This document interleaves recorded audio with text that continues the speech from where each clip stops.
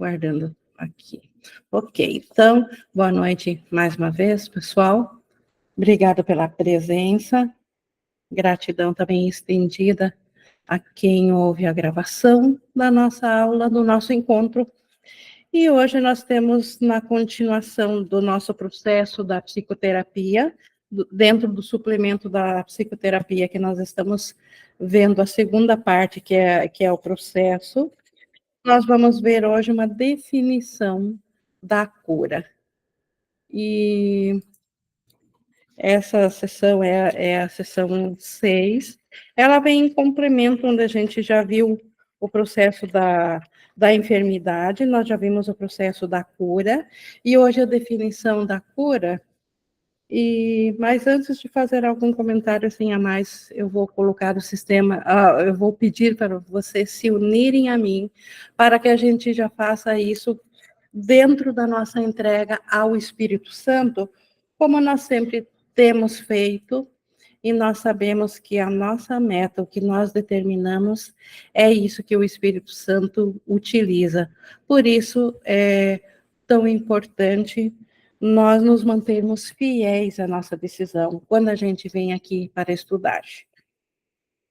E nós podemos nos concentrar, então, nisso, respirar pausadamente, baixar nossos barulhos externos, nossos pensamentos superficiais e externos, deixar eles ir e trazer toda a atenção para o foco, para a meta que nós temos aqui, de aprendermos com o Espírito Santo o que ele nos tem a falar sobre a definição de cura.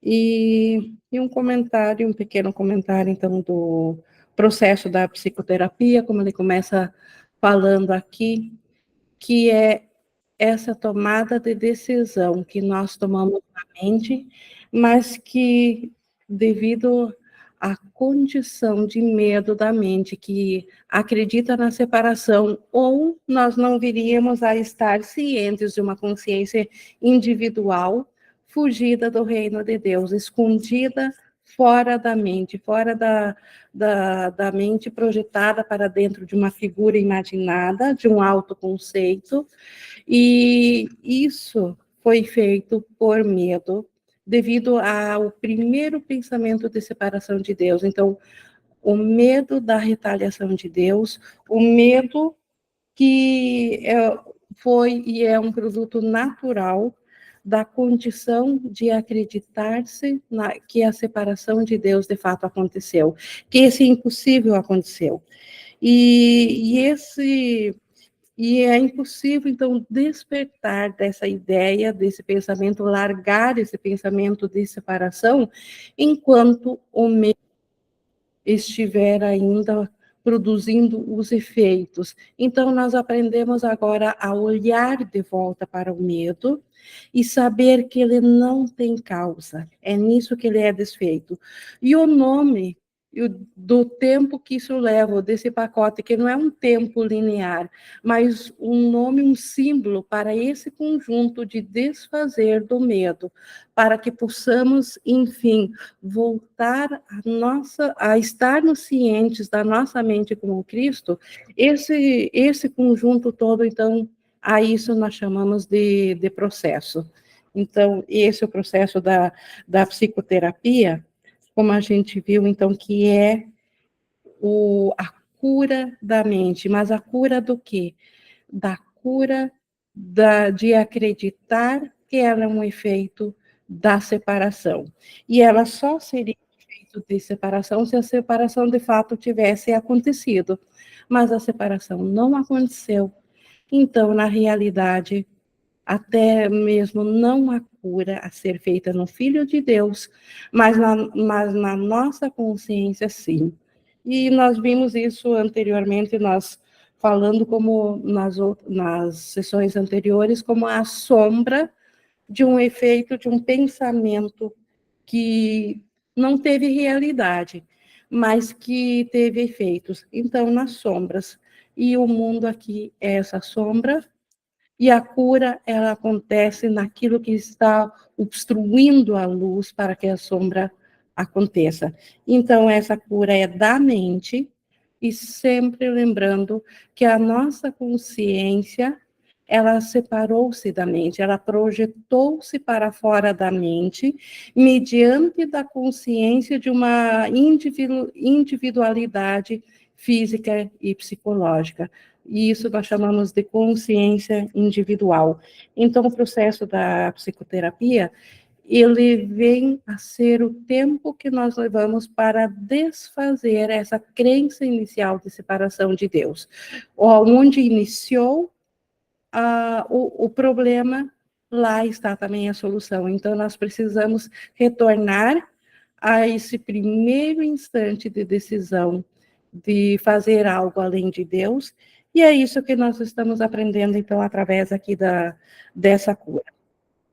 E isso eu acho que também vai ficar mais claro hoje, aqui, enquanto nós vamos ver, então, essa sexta sessão, a definição da cura. O Márcio, por favor, antes de iniciar, poderia também dar a sua colaboração aqui?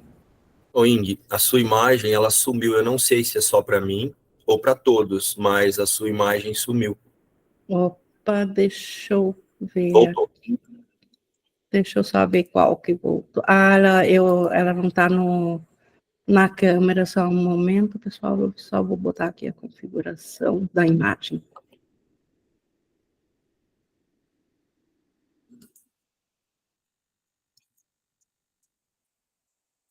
Ok, eu acho que agora voltou.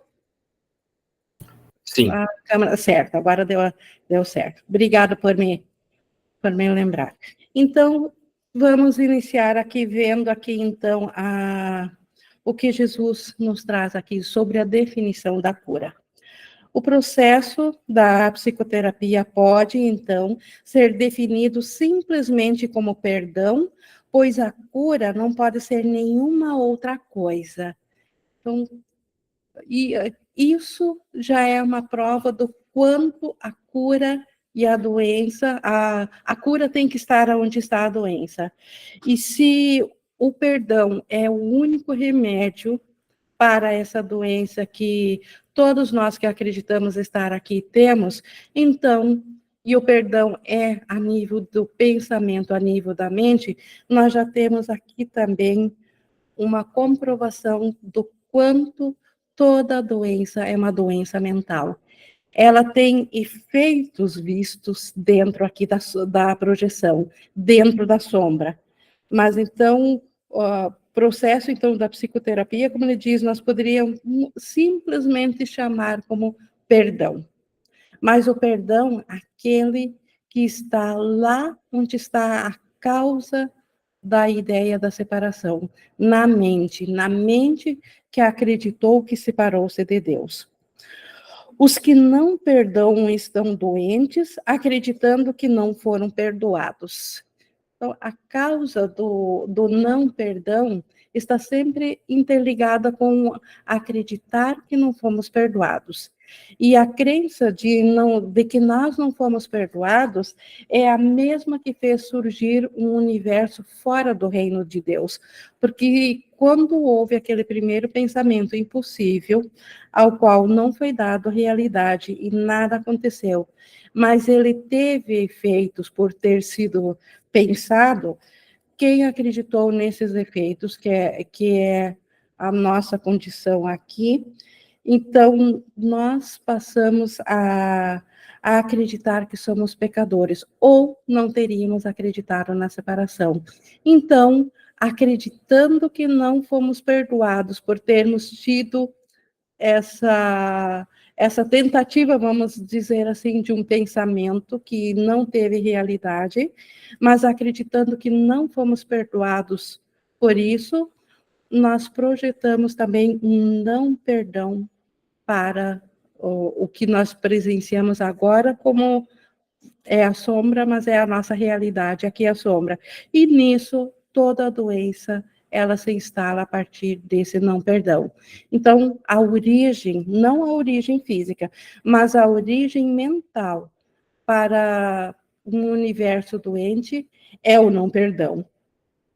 apegando-se à culpa, a nível da mente, né? A mente apegando-se à culpa, a crença de que ela separou-se de Deus, abraçando-a fortemente e oferecendo-lhe abrigo, protegendo-a com amor e defendendo-a em constante estado de alerta, estão apenas recusando-se inflexivelmente a perdoar.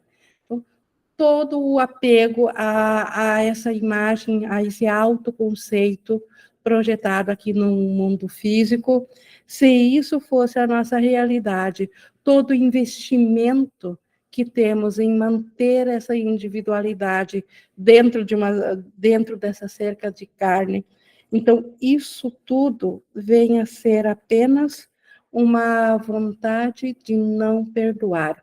E a vontade de não perdoar nasceu da crença de que nós também não fomos perdoados por Deus. Então, a crença de que nós, de fato, separamos de Deus, trouxe culpa. E agora, o revide dessa culpa é não perdoar adiante também. Deus não pode entrar aqui. Os doentes repetem uma e outra vez, enquanto choram a sua perda e ainda assim se regozijam nela. Aqui o ego rapidamente poderia dizer quem que de fato então se alegra na doença.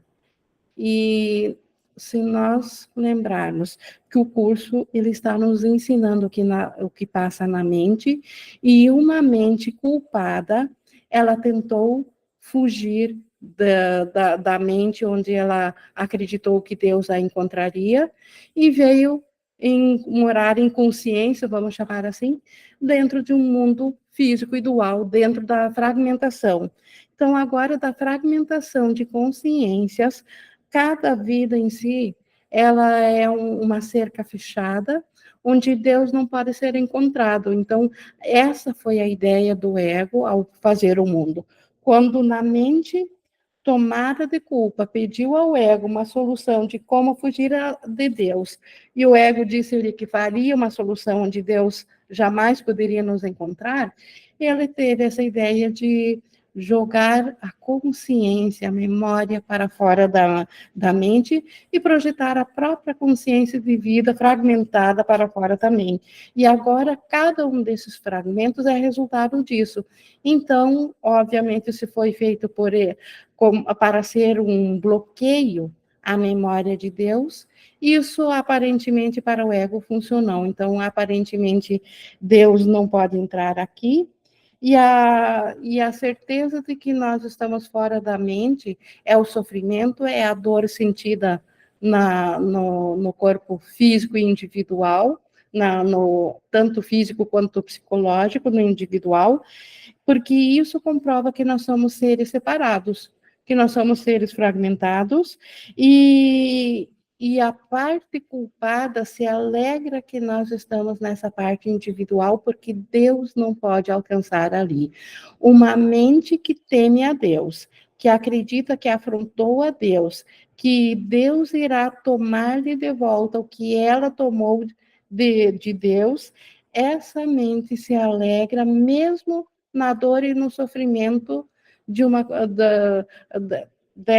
desse autoconceito individual, porque sabe que aparentemente funcionou a solução que o ego deu de fugir da dor da mente unificada, do tamanho da dor da mente unificada antes da fragmentação, que foi tão grande que era totalmente inconcebível para a mente. A mente não tinha como conceber tamanha dor, e por isso aceitou, então, esse plano, essa projeção e essa queda em fragmentações individuais.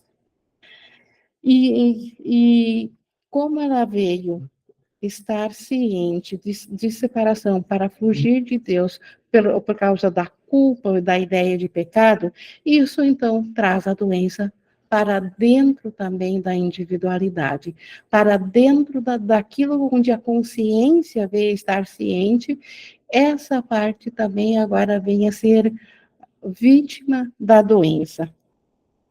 E a cura acontece quando um paciente começa a ouvir a lamentação fúnebre que canta e questiona sua validade.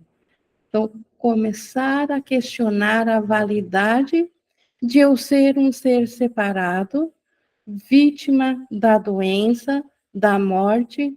Então, como que a vida poderia ser assim? Como que começar a questionar?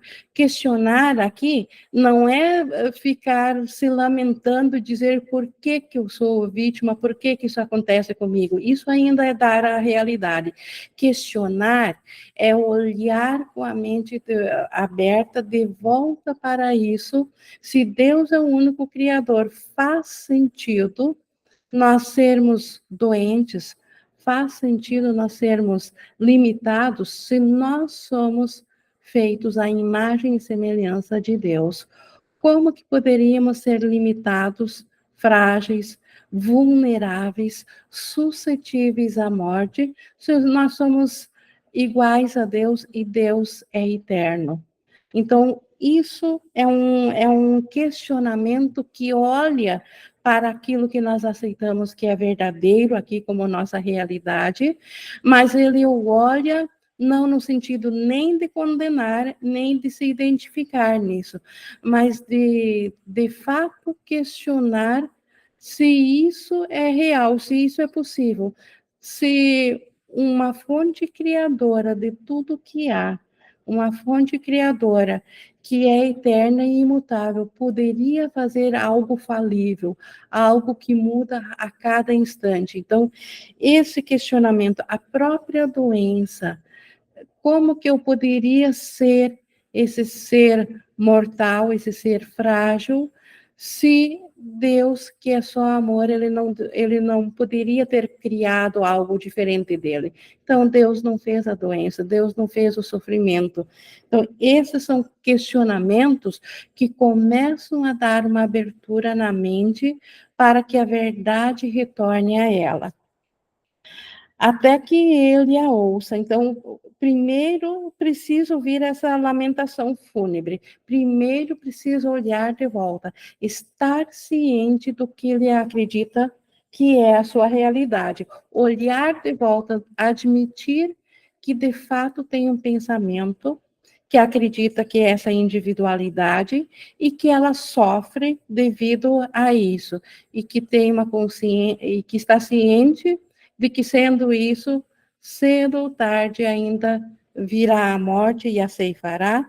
Então, essa canção fúnebre, isso primeiro tem que ser ouvido para depois ser questionado. É impossível questionar sem essa honestidade de admitir que esse pensamento que acredita nisso está dentro de si, é o próprio pensamento, não é algo que nos foi dado de fora.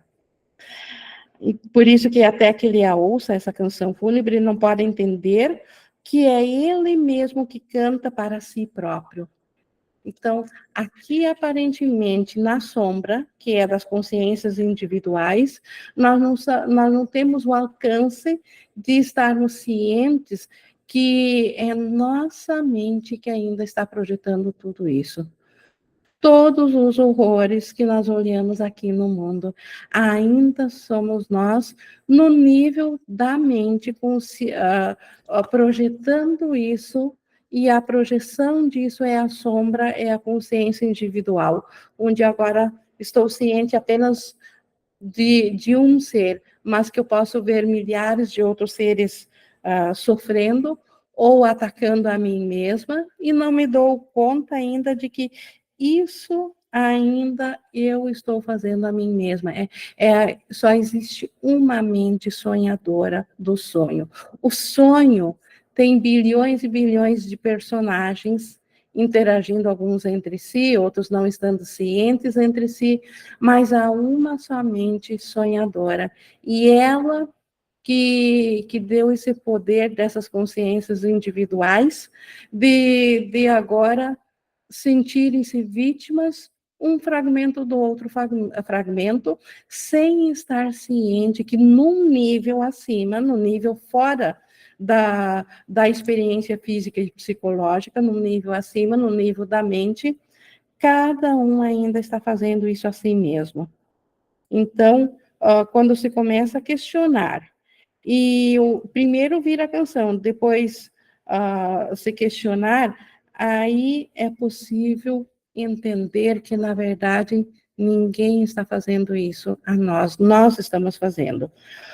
Então, ouvir esse canto fúnebre é o primeiro passo na recuperação. Então, primeiro, não adianta negar também que a nossa mente, ela, no estágio atual, ela está presa na consciência individual.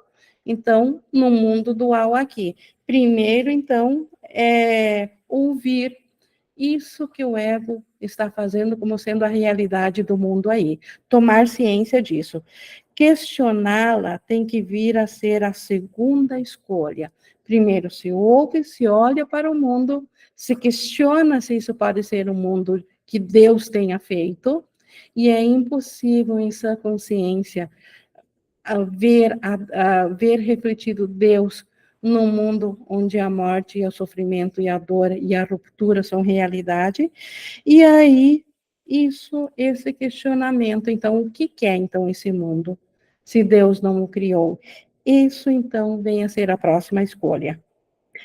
Há uma tendência, e muito forte, de ouvir essa canção da morte apenas por um instante, e depois despedi-la sem correção.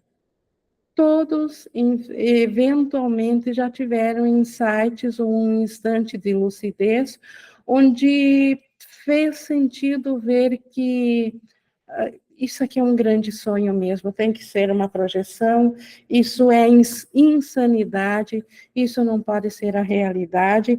Então, todos, eventualmente, já tiveram uns picos de lucidez disso, mas a grande maioria despede esse pensamento sem correção, sem dar conta de que ali abriu-se um caminho para a cura.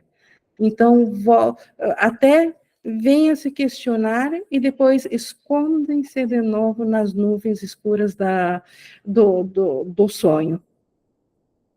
Esses momentos fugazes de consciência representam as muitas oportunidades que nos são dadas para mudar o tom literalmente. Então, esses picos assim de consciência, quando parece que por um instante vem assim algo na consciência que nos diz que isso aqui não é real, isso eu estou fazendo isso a mim mesmo, ou deve haver uma outra forma, enfim, isso é uma oportunidade para mudar o tom. Isso seria a chance de questionar isso e de abrir para a cura para o Espírito Santo, de trazer o tom da cura ao invés do tom da enfermidade. O som da cura pode ser ouvido em vez disso.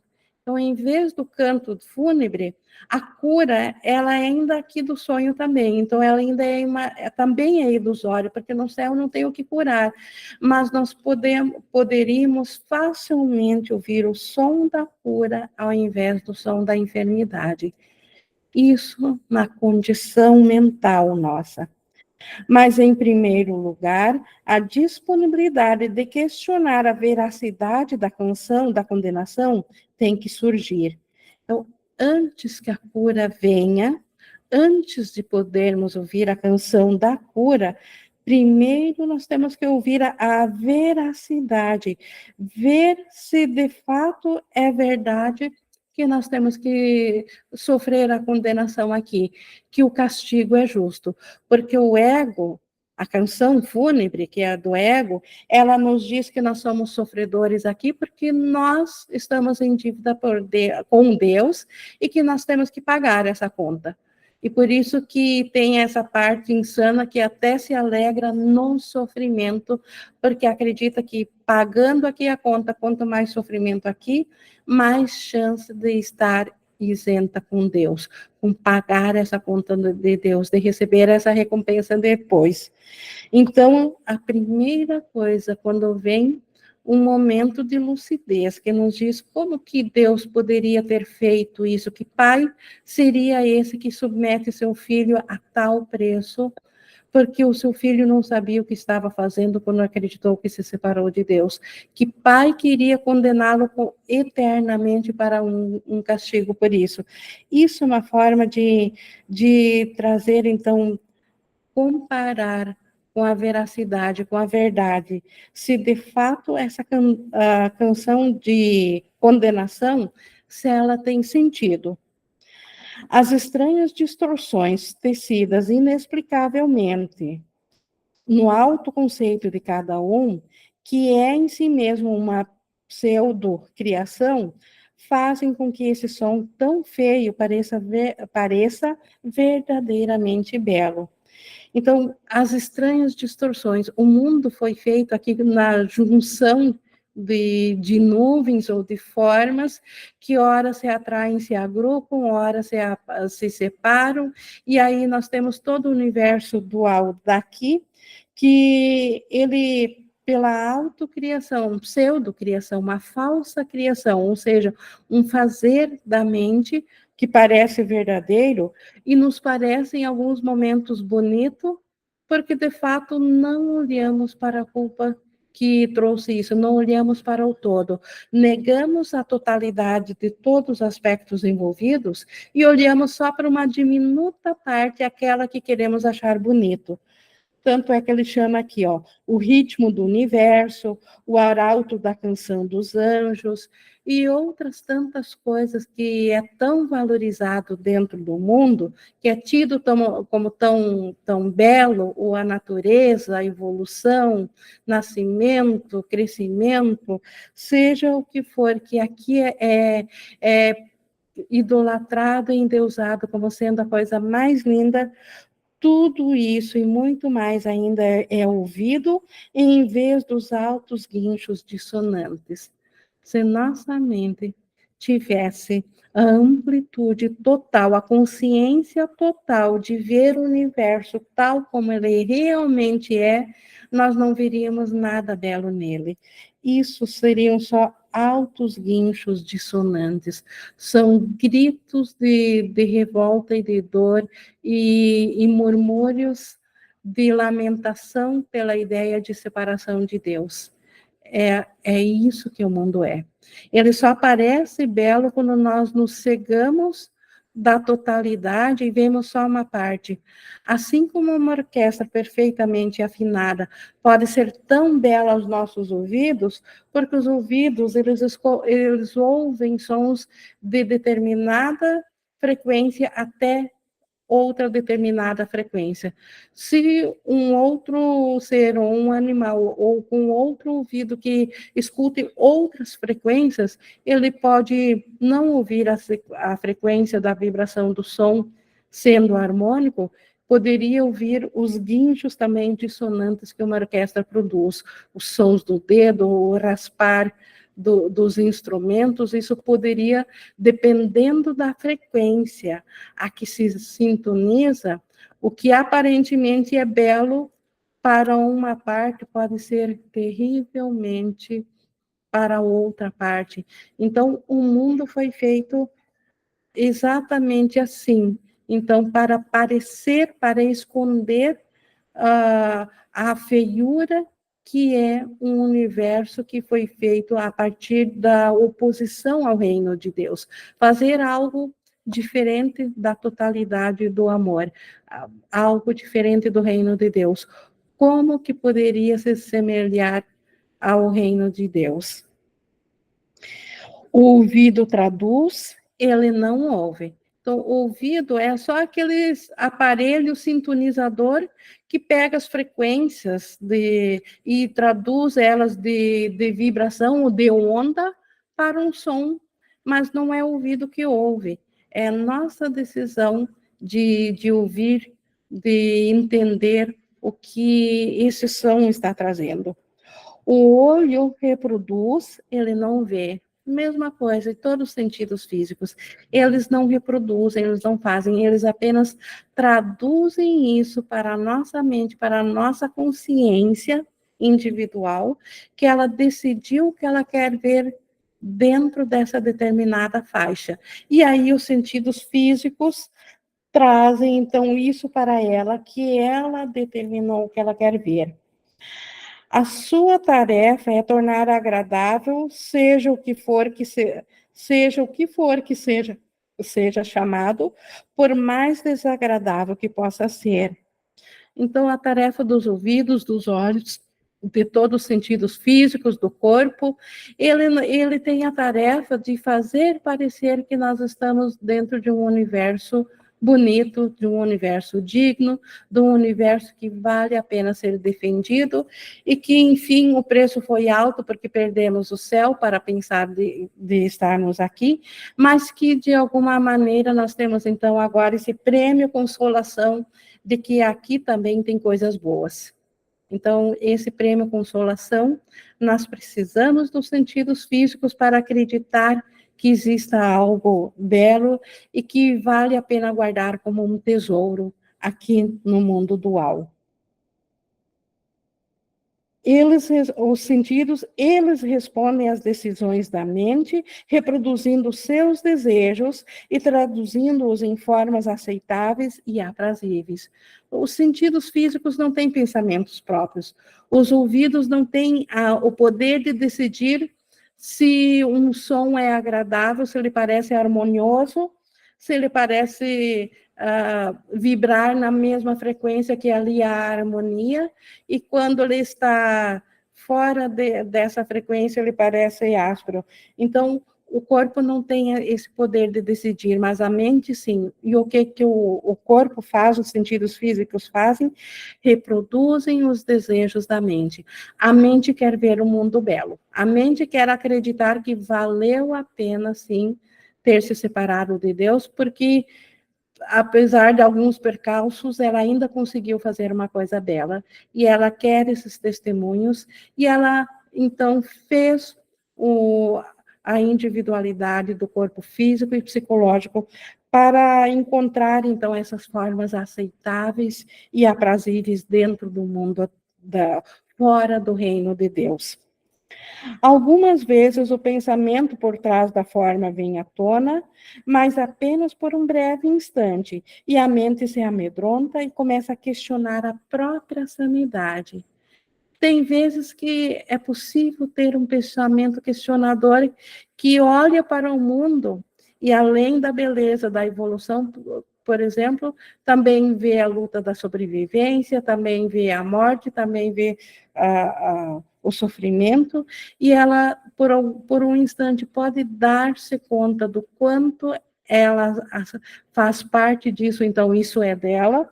Só que quando ela começa a questionar, muitos começam a questionar a própria mentalidade, acreditam que estão ficando loucos por terem tais pensamentos. Isso que seria uma abertura para abrir a mente para a cura, muitas vezes é interpretado como insanidade, porque isso contraria aquilo que o mundo parece nos dizer que é verdade. Contudo, essa mente, contudo, mesmo questionando a própria sanidade, se ela não está ficando louca por pensar diferente, contudo, ela não permitirá que os seus escravos mudem as formas que contemplam, os sons que ouvem. Então, mesmo se questionando na mente, já subindo no nível do pensamento, ela ainda não vai permitir que o corpo agora traga outros testemunhos que não sejam aqueles que os escravos são os sentidos físicos daqui, aqueles que foram desejados serem vistos. Então, por isso que o corpo continua servindo ao mesmo propósito. Esses são os seus remédios, seus salvos condutos através da insanidade. Então, a mente, a nossa consciência, ela pode ter um acesso à mente e questionar se essa mente é sã, se o Criador Deus fez isso, mas a mente ainda pode se esconder dentro do remédio. Qual é o remédio da mente? A mente se projetou para fora, para dentro de consciências individuais, para dentro da separação, para dentro de corpos físicos e psicológicos. Então, esses corpos físicos e psicológicos são os remédios, os salvocondutos da mente, que ela diz, não, eu não estou insana, eu sou ainda um ser individual, porque eu ainda me sinto, logo, se eu sinto, eu sou uma individualidade. Então, esse lampejo de abertura, então,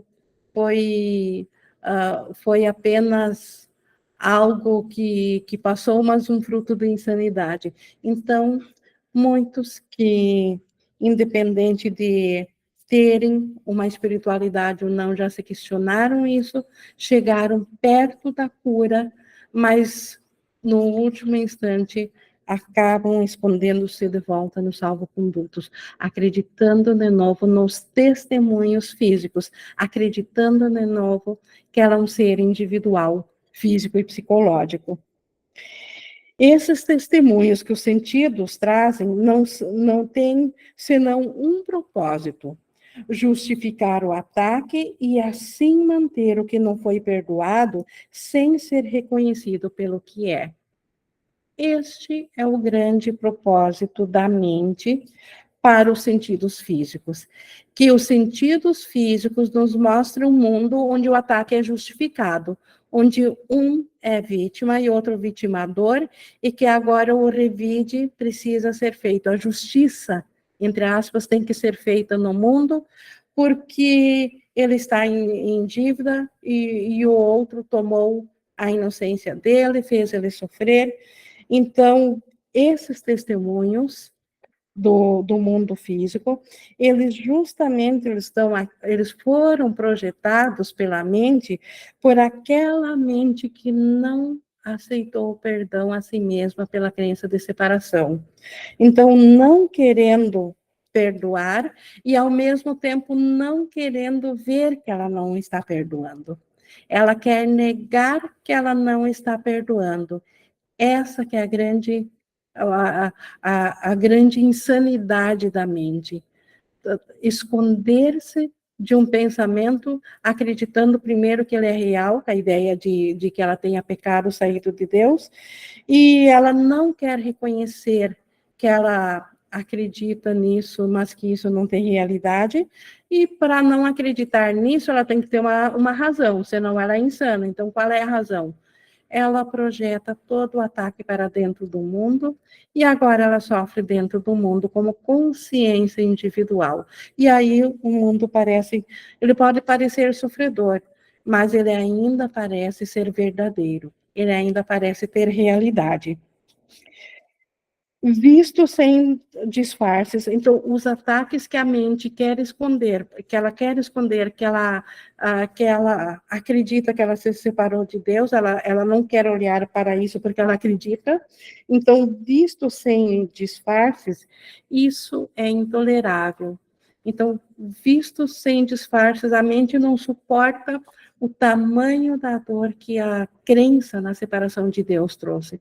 Isso é insuportável. Então, ela tem que fugir para esconder disso. E a fuga é através de ver o ataque justificado. E para ter um ataque justificado, necessariamente precisou surgir o mundo físico, porque só corpos podem atacar e serem destruídos. Corpos, sim, podem ser destruídos, e podem atacar, e podem ferir, e podem ser atacados.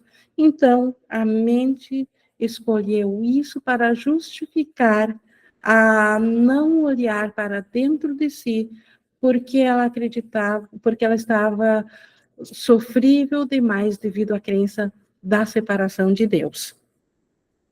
Sem proteção, não poderia subsistir. Então, a mente sem proteção, sem um salvo-conduto, sem ela se projetar para fora, ela não poderia subsistir. A dor era intolerável demais. Uma vez acreditando na separação, os passos seguintes, a queda, ao ponto de virmos a acreditar em consciências individuais, foram inevitáveis, Não havia como não surgir disso a partir do primeiro equívoco aceito, da primeira ideia, aquela de fazer algo além de Deus. Aqui, então, a mente não poderia subsistir sem ter para onde fugir. Aqui, toda doença é valorizada sem o reconhecimento de que é assim. Então, os doentes, conscientemente, ninguém admite que ele desejou estar doente. Isso, aparentemente, para a consciência individual, isso é insanidade. Não faz sentido alguém dizer que desejou o sofrimento, desejou a doença. Mas, na mente, a dor da mente é tão enorme, tão intolerável, tão maior que isso, que a opção de ser uma consciência individual era muito melhor, era muito menos sofrível. Então, nesse sentido, ela valoriza a doença, sim, porque a doença é tolerável, a morte é tolerável, mas a dor na mente, que acredita que se separou de Deus, é intolerável. Pois quando o que não foi perdoado não é reconhecido, a forma que toma parece ser uma outra coisa. Então, quando a mente acreditou que separou-se de Deus e não olhou através da mentalidade, da resposta de Deus, da mentalidade certa, da mentalidade do Espírito Santo, que esse pensamento simplesmente não foi nada, porque ele não foi junto com Deus, ele sequer existiu, de fato, ele apenas foi uma ideia não concebida de uma separação. Quando isso não é visto pela mente, ela simplesmente, ela não se perdoa porque ela acreditou que separou-se de Deus. E como ela não se perdoa, agora parece que isso que não é perdoado, ela teve que projetar para outra coisa, agora ela é outra coisa. E agora é essa outra coisa que parece aterrorizar. Então, agora a mente não está mais ciente da mente. Agora ela é bilhões de consciências individuais e cada consciência só está ciente disso que é uma outra coisa e não a mente. E a doença agora parece afetar essa outra coisa, aquilo que a consciência individual está ligada, está presa. Então, aquilo que a consciência acredita que é esse corpo físico e psicológico, agora parece que o corpo está doente. Não se tem alcance de saber que é a mente que está doente e não o corpo. O corpo só está representando aquilo que está na mente. O corpo é a sombra ou o espelho. O corpo não pode mostrar outra coisa senão um reflexo daquilo que está diante dele, que é a mente. Então, a mente está doente, o corpo tem que mostrar isso. Mas para a consciência individual, parece que é o corpo, que ele que está agora doente, ele que sofre, ele que parece aterrorizar. Mas não é a outra coisa que pode ser curada. Não é a sombra que pode ser curada, não é o corpo que pode ser curado, não é a individualidade que pode ser curada. Não está doente e não precisa de nenhum remédio. Consciência individual não precisa de remédio, nem o corpo. Não precisa de um remédio porque não está doente. Concentrar os teus esforços para a cura aqui é apenas futilidade. Então, o ego, sim, concentra os esforços para curar a individualidade, enquanto que acreditamos que ele é o nosso ser. Pode curar o que não pode estar doente e fazer com que fique bom?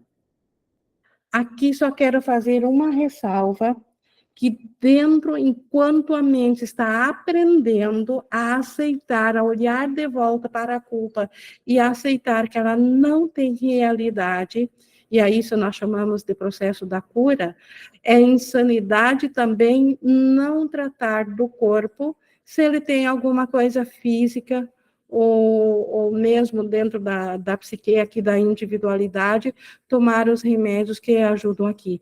Mas cientes de que isso é magia, cientes de que isso não é o nosso ser, isso é apenas um recurso temporário dentro da ilusão para dar condições para que o medo seja menor e possamos voltar à consciência na mente. Então, quando Jesus nos diz que concentrar os esforços para a cura aqui é apenas futilidade, ele não está dizendo que enquanto que a mente está doente e está aprendendo que a doença está na mente, que enquanto essa cura não foi aceita totalmente na mente, agora a parte projetada da consciência individual não deveria aliviar as dores físicas e psicológicas através da magia, através de remédios, mas sabendo que isso são recursos temporários, mágicos, é sonho de cura, mas o propósito é a cura onde a doença realmente está.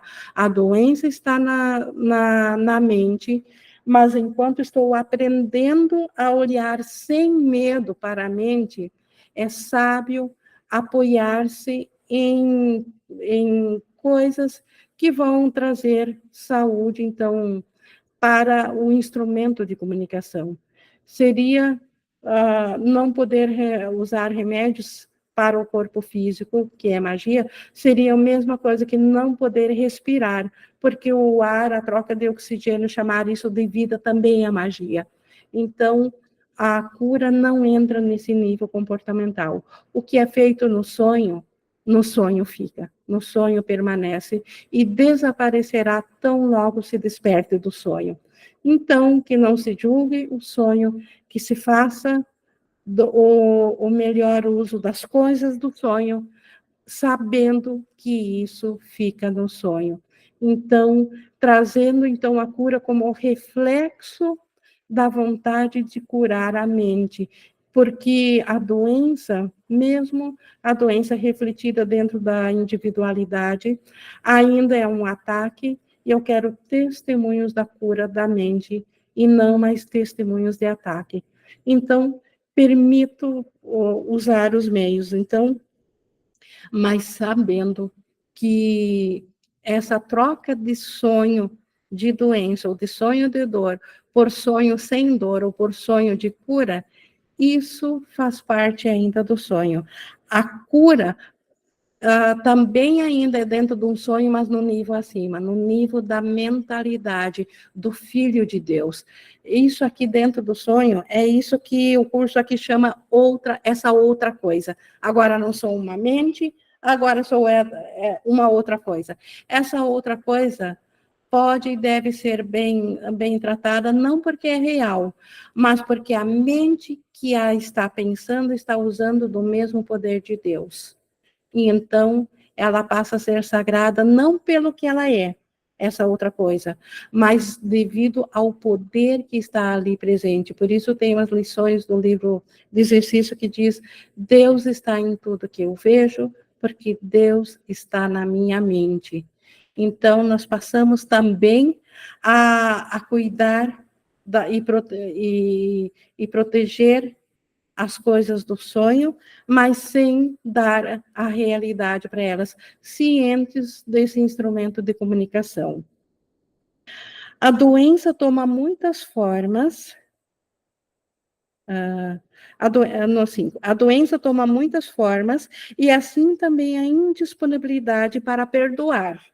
Então, as doenças, existem bilhões e bilhões de formas diferentes de doenças, nem preciso citar nenhuma delas, porque todos sabem que da ponta da cabeça ao dedão do pé e no psicológico também tem N doenças diferentes. Então, e a indisponibilidade de perdoar a mesma coisa. Eu perdoo aquela pessoa que está próxima, que eu chamo de meu amor especial, eu não perdoo aquele que está próximo, mas eu chamo meu ódio especial. Então, também tem N formas diferentes de não querer perdoar. As formas de cada uma apenas reproduzem as formas da outra, pois são a mesma ilusão. Isso aqui, muitos terapeutas são muito estudados nessa parte aqui, de olharem para a forma da doença que aparece no corpo e saberem exatamente a forma de não perdão. Por exemplo, a dor de garganta é não perdoar a isso e aquilo, seja o pai, o outro. Fígado é aquilo, o dedão do pé, eu tenho medo de avançar, enfim. A forma da doença, ela é tão fiel à forma de não perdão dentro aqui da projeção, que nós podemos, sim, aprender a olhar a forma do que não foi perdoado, olhando para a forma da doença. Como ele diz, cada uma é traduzida tão fielmente na outra, que um estado cuidadoso da forma que uma doença toma apontará claramente para a forma da indisponibilidade de perdão que representa. Então, isso aqui é assim. Contudo, e aqui vem a parte mais importante, saber, então, qual é a forma que não é perdoada, isso é apenas só uma informação, não deve ser nem idolatrado e nem precisa ser desprezado, é neutro. Isso é apenas, é assim que funciona aqui, apenas isso. Contudo, ver isso não efetuará uma cura. Aqui que muitos terapeutas se perdem, porque veem o que não foi curado através da doença que é, mas estar ciente disso, o ir num terapeuta que te diz com toda clareza o que tu e faz a regressão de regressão mental e descobre que lá na infância tem um trauma e daí não foi perdoado, nada tornar-se ciente, ou descobrir que meus pais me causaram trauma, mas que eles também foram pelos pais deles, enfim, ver a forma da doença e descobrir o que não foi perdoado, estar ciente disso não é ainda a cura. Saber disso ainda não vai desfazer a causa disso. E a causa é sempre na mente, sempre na primeira ideia de separação. Então, não adianta se tornar mestrado em saber o tipo de não perdão através do tipo da doença, se não aprendo a perdoar isso. Então, ver, então, isso não efetuará uma cura. Isso é conseguido, a cura é conseguida por apenas um reconhecimento. Então, a cura sempre vem da mesma forma. Não importa a forma da doença e a forma do não perdão. A cura tem que vir com perdão. E o perdão é sempre o mesmo. As doenças são milhares, o não perdão disso que aparentemente causou essa doença, então é milhares. Mas a forma de perdoar é sempre a mesma. E então a cura só é conseguida apenas por um reconhecimento, que só o perdão cura algo que não foi perdoado, e só uma indisponibilidade de perdoar pode fazer surgir qualquer tipo de doença. Então, perceber-se com indisponibilidade em perdoar é um convite para permanecer doente. Então, só existe uma forma de cura, através do perdão.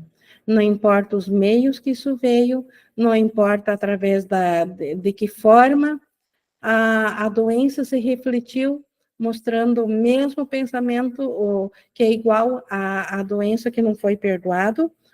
A cura só vem através do perdão, e só a ausência de perdão traz a doença. Isso jamais podemos esquecer, se é que nós queremos aceitar a cura na mente. A compreensão dessa ideia é a meta final da psicoterapia. Então, é para isso que vai a psicoterapia. A psicoterapia não vai para ver por que estou estagnado na vida, ou por que o dinheiro não chega a mim, ou por que eu só atraio pessoas negativas, ou por que meus filhos não são iguais o filho dos outros, ou por que aparentemente outros têm mais facilidades e tudo flui, e para mim parece que tudo é em cima de muita luta, seja qual for a forma da doença, e a forma da cura, a psicoterapia, ela quer trazer isso. Mas a psicoterapia, ela tem a compreensão de que tudo no mundo serve só para uma coisa, para ser perdoado. Nada aqui é para ser endeusado ou para trazer um mundo bonito, um substituto do reino de Deus aceitável. Tudo aqui deve ser entregue para o perdão, se é que nós queremos a cura da mente de volta. Como é realizada? Então, se a meta da psicoterapia é compreender que o mundo surgiu do não perdão, o mundo é um ataque a Deus, o mundo é uma vingança do que nós acreditamos que aprontamos a Deus, agora ficamos raivosos e queremos nos desfazer dessa culpa, nos vingando no outro. Então, para ver isso, para compreender isso, como que é realizada pela psicoterapia essa compreensão? O terapeuta vê no paciente tudo que ele não perdoou em si mesmo, e assim lhe é dada outra chance de olhar para isso, abri-lo para reavaliação e perdoá-lo. Observe, o paciente, o terapeuta, vê no paciente a tudo aquilo que ele, o terapeuta, não perdoou em si mesmo. E aqui nós podemos também chamar isso no nosso irmão, não é necessariamente no paciente e terapeuta de profissão. Aqui está no nosso irmão. Nós podemos ver no nosso irmão tudo aquilo que nós não perdoamos em nós mesmos. Aquilo que nos incomoda no irmão é aquilo que nós não perdoamos em nós mesmos. E agora nós podemos abrir, então, isso para a reavaliação. Questionar e perdoar. Perdoar isso que nós vimos no irmão. É essa nova chance que o irmão nos traz quando ele nos mostra algo que nos perturba, que o ego nos tinha dito que era ele. E o irmão também é uma outra coisa. Eu sou uma outra coisa, o irmão é outra coisa, e a culpa é dessa outra coisa. A psicoterapia me mostra que ainda isso é meu. Eu preciso ainda perdoar a mim mesma se o que eu vejo no irmão é condenável, se o que eu vejo no irmão ainda me fere.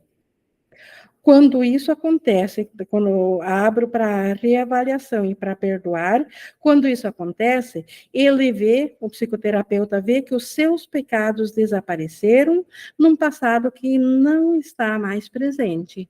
Então, quando a gente se abre para reavaliação daquilo que a gente viu como sendo a culpa daquilo que estava lá fora, e com uma mente aberta, nós descobrimos que isso não tem causa, que isso era uma projeção da própria mente, o irmão é totalmente inocente, então aquilo que ele estava representando está num passado e o passado não está mais presente.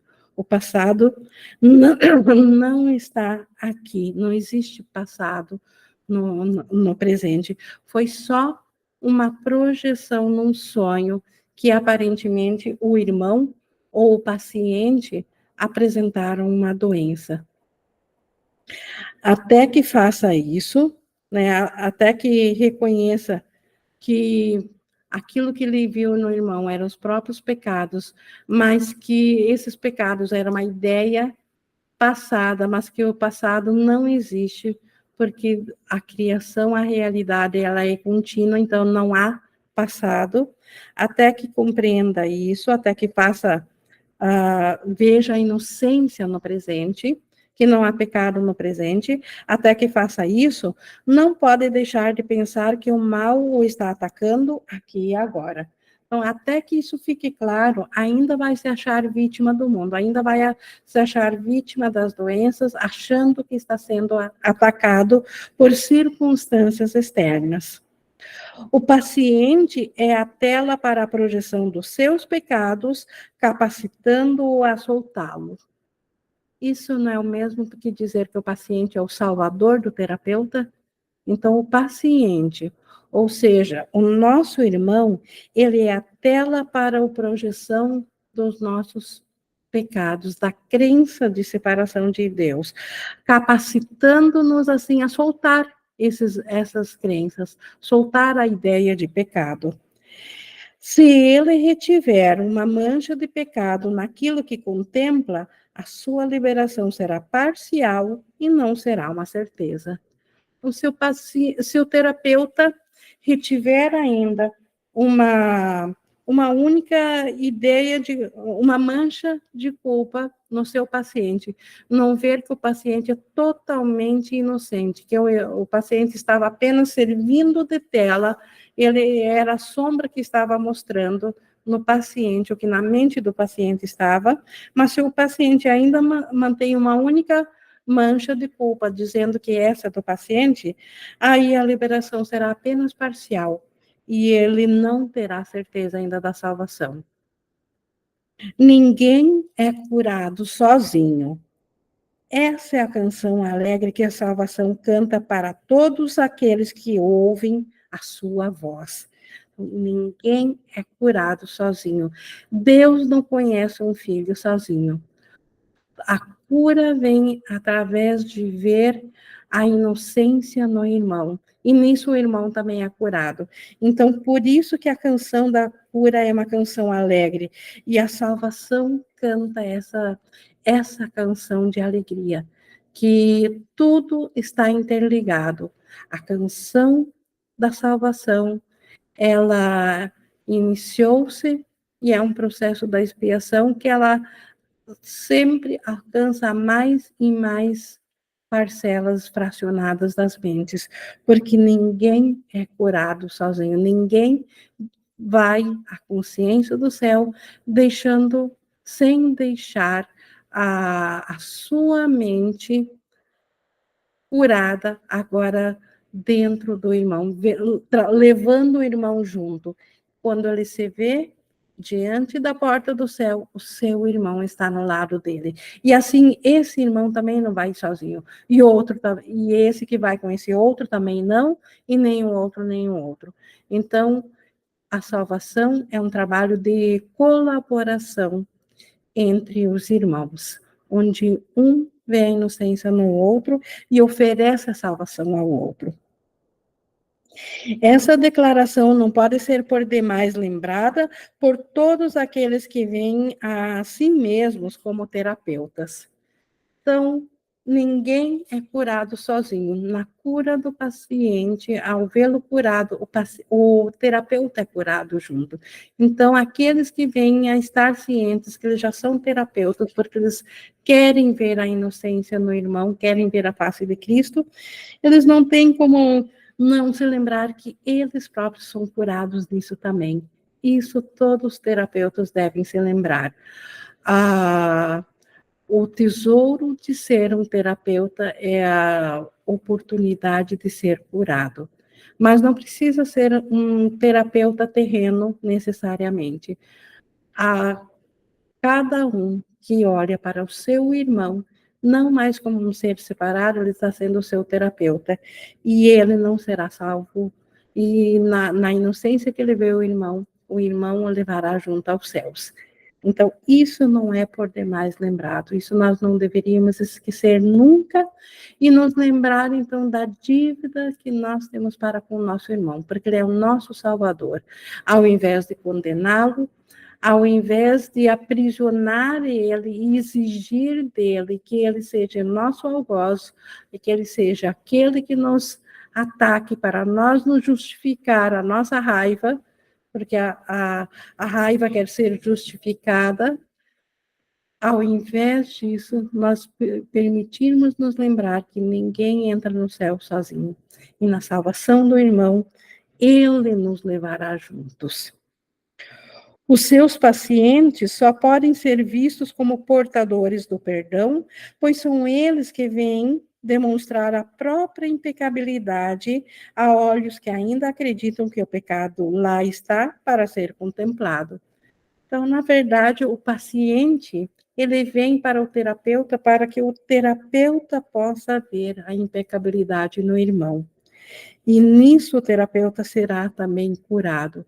Na cura do irmão, o terapeuta é curado. No entanto, a prova da impecabilidade vista no paciente e aceita no terapeuta oferece à mente de ambos um acordo no qual eles se encontram e se unem e são como um só. E onde dois se encontram e são como um só, a memória de Deus retorna. E na memória de Deus, é o fim do sonho de separação e o Cristo volta a estar ciente. O Cristo veio a si mesmo em consciência. É essa jornada da salvação. Então, na impecabilidade vista no paciente e aceita pelo terapeuta, porque terapeuta é aquele que temporariamente está um passo adiante, que ele sabe disso. O paciente não sabe, por isso que ele é o paciente, mas o terapeuta sabe que o mal que ele está, que o paciente acredita que está nele, que o fez ficar doente, na verdade, é apenas algo que ele não quis ainda perdoar, porque ele ainda quer fazer validar a ideia da separação. Mas o terapeuta, vendo isso no paciente, sabendo que o paciente não é isso, que ele é inocente, o próprio terapeuta é curado nisso, e essa prova de impecabilidade. Então, é isso que traz a ambos, ao paciente e ao terapeuta, a liberação de todo o sonho. Nisso, ambos são curados juntos. Então, essa é a maior dádiva da cura. A cura nunca é sozinha. Isso nós tínhamos aqui, então, na nossa parte da definição da cura. E na próxima aula nós teremos a última sessão da segunda parte, que é o relacionamento ideal, então, entre paciente e terapeuta.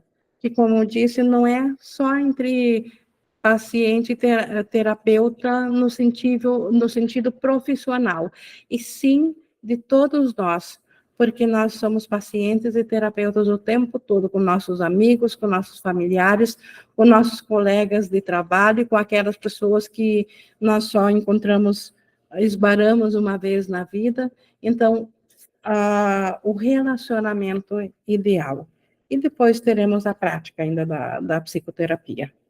Mas hoje, então, dentro da definição de cura, espero que realmente nós tenhamos essa compreensão que só a mente pode estar doente, e a cura está na mente, e ela vem pela integridade, porque a doença é a crença da separação, primeiro de Deus, e representada agora na fragmentação de consciências e no mundo, e quando a mente transcende isso e vê-se a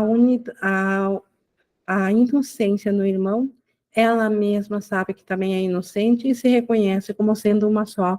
E nisso Deus retorna a consciência e é o fim do sonho. Nós estamos então agora na nossa interação, alguém gostaria de fazer uma contribuição, ou uma pergunta, ou um comentário?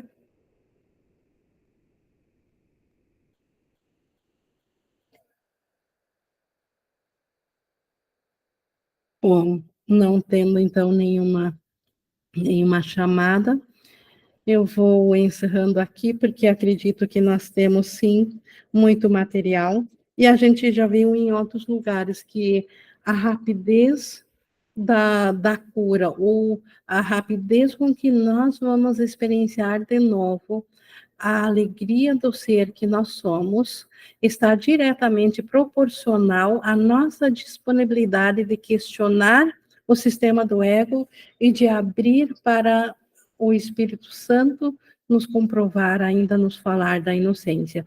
E o conjunto dessa aceitação, o tempo dessa aceitação, a isso nós chamamos, então, de processo da cura.